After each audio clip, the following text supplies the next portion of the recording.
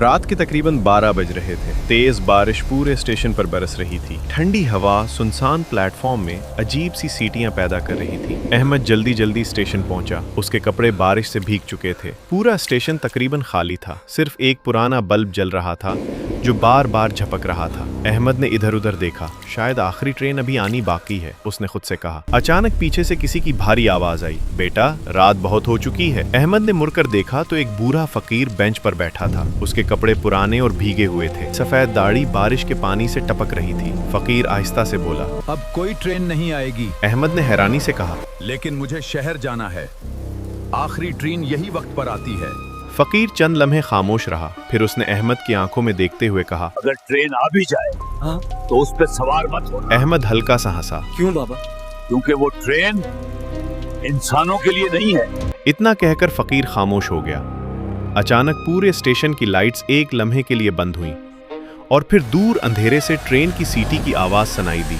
अहमद चूक गया। धुंध और बारिश के दरमियान एक पुरानी स्याह ट्रेन आहिस्ता आहिस्ता प्लेटफॉर्म पर आकर रुकी। ट्रेन बहुत पुरानी लग रही थी। उसकी खिड़कियों पर जंग लगा हुआ था। अंदर बैठे लोग बिल्कुल खामोश थे, जैसे पत्थर के मुजस्समे हों। अहमद ने फकीर की तरफ देखा, मगर वो वहां मौजूद ही नहीं था।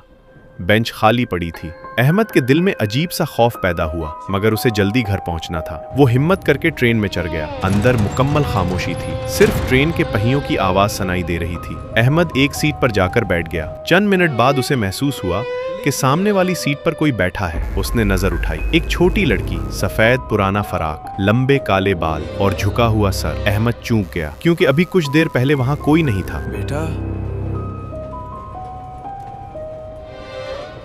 तुम अकेली हो? अहमद ने आहिस्ता से पूछा। लड़की खामोश रही। अचानक ट्रेन की लाइट्स झपकने लगी। पूरे डब्बे में सर्दी बढ़ने लगी। अहमद ने दोबारा लड़की की तरफ देखा और उसके जिस्म में खौफ की लहर दौड़ गई। लड़की ने आहिस्ता से अपना चेहरा उठाया। उसकी आंखें मुकम्मल काली थी, एक भी सफेद हिस्सा नहीं। अहमद का सांस रुक गया। तुम कौन हो? लड़की के होंठ आहिस्ता से हिले। ये ट्रेन जिंदा लोगों के लिए नहीं है। अचानक पूरा डब्बा अंधेरे में डूब गया।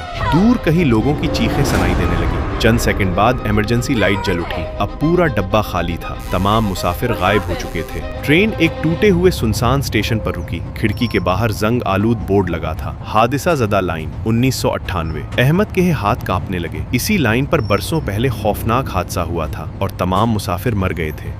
अचानक लड़की अपनी सीट से उठी। वो आहिस्ता आहिस्ता अहमद की तरफ बढ़ने लगी। उसकी काली आंखों से खून बह रहा था। अब तुम भी हमारे साथ रहोगे। अहमद खौफ से पीछे हटा। इसी वक्त उसकी नजर इमरजेंसी हथौड़े पर पड़ी। उसने फौरन हथौड़ा उठाया और पूरी ताकत से खिड़की तोड़ दी। शीशा टूटते ही तेज हवा अंदर आई। अहमद ने हिम्मत की और चलती ट्रेन से छलांग लगा दी। वो जमीन पर बुरी तरह गिरा। उसके सर और हाथ पर गहरे जख्म आए और वो बेहोश हो गया। सुबह रेलवे पुलिस को अहमद पटरियों के करीब जख्मी हालत में मिला। जब उसे होश आया तो एक पुलिस वाले ने हैरत से कहा, इस लाइन पर तो 20 साल से कोई ट्रेन चलती ही नहीं। अहमद के चेहरे का रंग उड़ गया। उसी लम्हे उसे फकीर की बात याद आई। कांपते हाथों से उसने अपनी जेब में हाथ डाला। वहां एक पुराना जंग आलूद टिकट पड़ा था, जिस पर खून से लिखा था, वापस मत आना।